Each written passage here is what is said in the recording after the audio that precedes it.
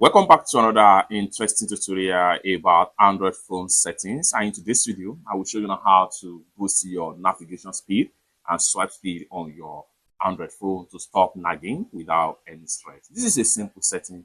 All you have to do is to go ahead and open up your phone settings on your Android phone.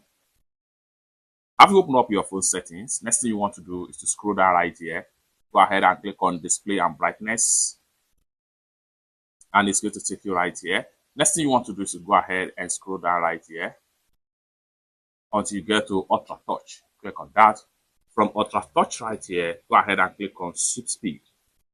From Sweep Speed, you can choose Ultra Fast. Boom. Then go ahead and navigate to Motion Speed. From normal, switch to fast and restart your phone. Immediately you restart your phone, this change will affect on your Android phone settings. It's that simple.